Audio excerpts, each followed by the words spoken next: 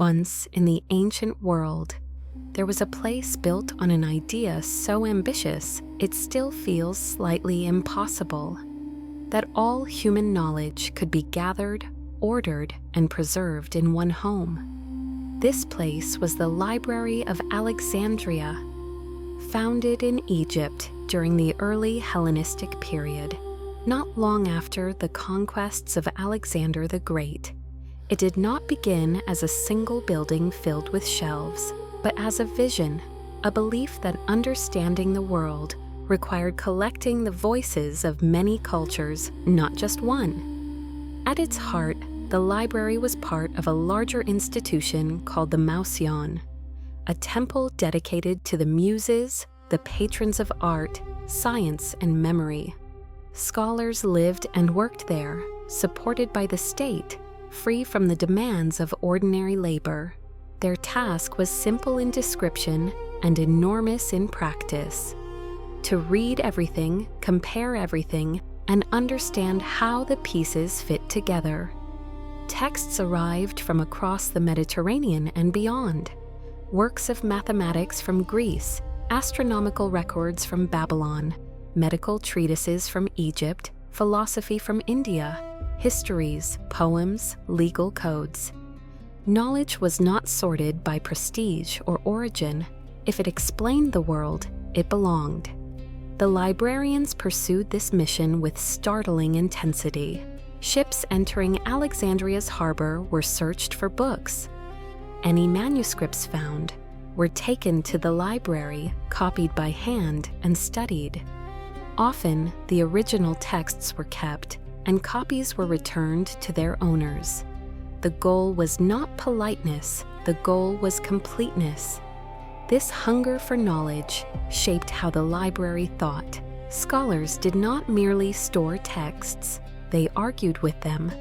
They compared myths across cultures and noticed shared structures.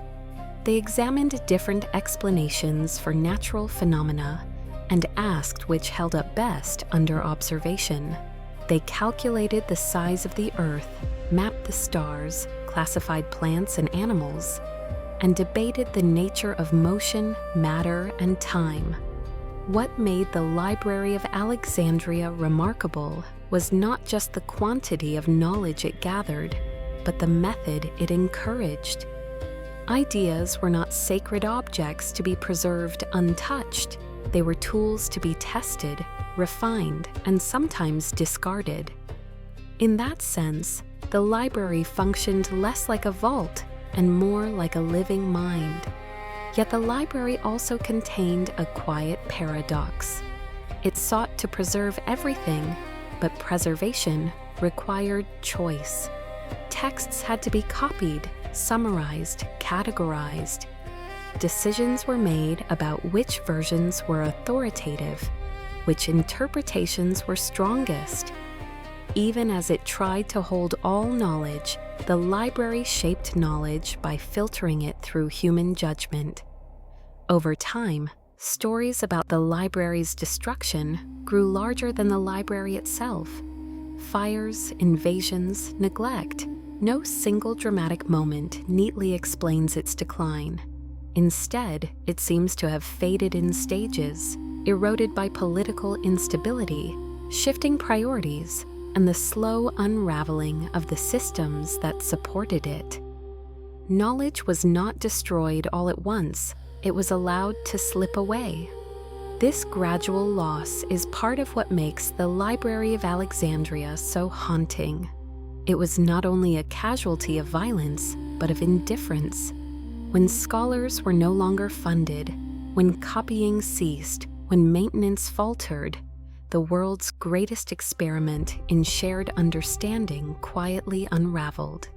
What survives of the library today is not its shelves or scrolls, but its echo.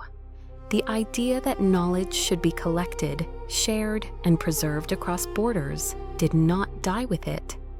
That idea reappears again and again throughout history, reshaped for new ages, carried forward by people who believe that forgetting is more dangerous than being wrong. The Library of Alexandria reminds us that human knowledge is both powerful and fragile. It can illuminate the universe, measure the earth, and trace the patterns of the stars, but it depends on care, curiosity, and the willingness to pass it forward. The library was never just a building, it was a promise that understanding the world is possible, and that preserving what we learn is an act of faith in those who come after us.